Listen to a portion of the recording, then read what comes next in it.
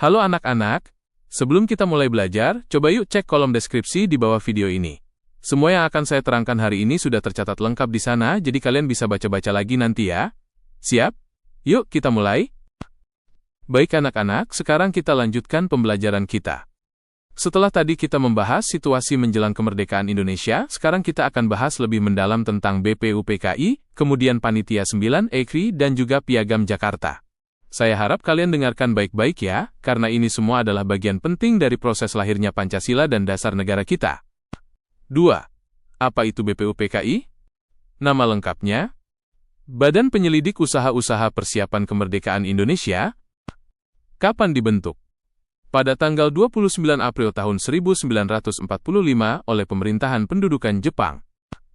Tujuannya?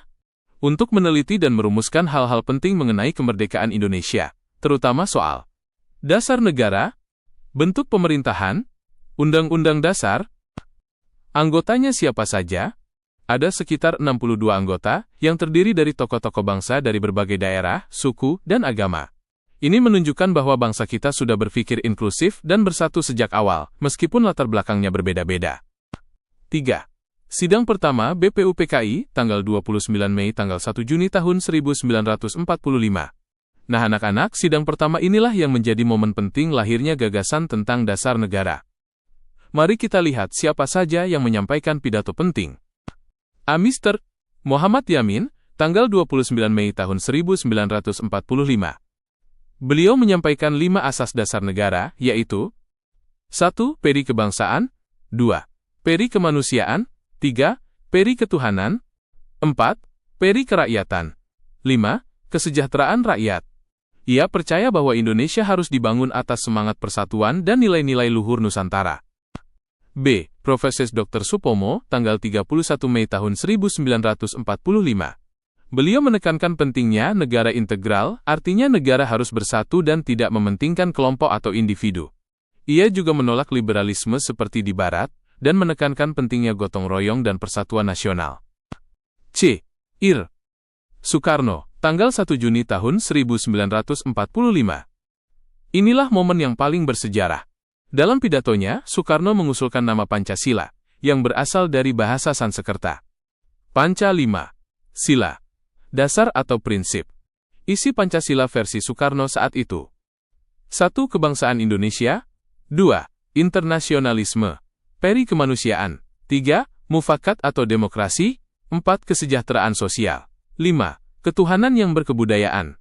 Ia bahkan menyebut bahwa, jika diperas lagi, kelima sila ini bisa menjadi trisila, lalu ekasila, yaitu gotong royong. 4. Panitia 9. Setelah sidang pertama selesai, dibentuklah Panitia 9 pada pertengahan Juni tahun 1945. Tugasnya apa? Yaitu merumuskan naskah dasar negara dan pembukaan Undang-Undang Dasar. Anggota Panitia 9.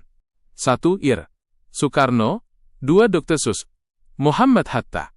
3. Mr. A. Maramis. 4. Abikoesno Cokrosojoso. 5. Habita Agus Salim. 6. Mr. Ahmad Soebarjo. 7. Abdul Kahar Muzakir. 8. Wahid Hashim. 9. Muhammad Yamin. Coba perhatikan ya, ini terdiri dari tokoh-tokoh nasionalis dan tokoh Islam, jadi sifatnya mewakili keberagaman Indonesia. 5. Piagam Jakarta Charter, tanggal 22 Juni tahun 1945. Hasil kerja Panitia 9 adalah naskah yang dinamakan Piagam Jakarta. Naskah ini merupakan rumusan awal pembukaan UUD 1945, yang memuat 5 sila dasar negara. 1. Ketuhanan, dengan kewajiban menjalankan syariat Islam bagi pemeluk-pemeluknya. 2. Kemanusiaan yang adil dan beradab. 3. Persatuan Indonesia. 4. Kerakyatan yang dipimpin oleh hikmat kebijaksanaan dalam permusyawaratan/perwakilan. 5. Keadilan sosial bagi seluruh rakyat Indonesia. Nah, coba perhatikan ya anak-anak. Sila pertama ini masih berbeda dari yang kita hafal sekarang. Ada frasa, dengan kewajiban menjalankan syariat Islam bagi pemeluk-pemeluknya. Kalimat ini kemudian menjadi perdebatan menjelang proklamasi, karena wakil-wakil dari Indonesia bagian timur, yang mayoritas non-muslim, mengajukan keberatan. Mereka khawatir akan ada diskriminasi atau pemaksaan terhadap agama. Perubahan menuju konsensus nasional? Karena ingin menjaga persatuan bangsa, akhirnya para tokoh kita, terutama Soekarno dan Hatta, sepakat mengganti sila pertama menjadi Ketuhanan Yang Maha Esa. Ini terjadi pada tanggal 18 Agustus tahun 1945 saat PPKI, Panitia Persiapan Kemerdekaan Indonesia, mengesahkan UUD dan Pancasila sebagai dasar negara. Kesimpulan? Anak-anak, jadi bisa kita simpulkan bahwa 1. BPUPKI adalah wadah resmi pertama yang memberi ruang bagi para tokoh bangsa menyuarakan ide kemerdekaan. 2. Panitia 9 berhasil merumuskan kompromi awal antara golongan nasionalis dan religius. 3. Piagam Jakarta menjadi pondasi awal UUD, namun disempurnakan demi persatuan nasional. Inilah bukti bahwa bangsa kita sejak awal sudah menjunjung tinggi semangat musyawarah, toleransi, dan kebersamaan.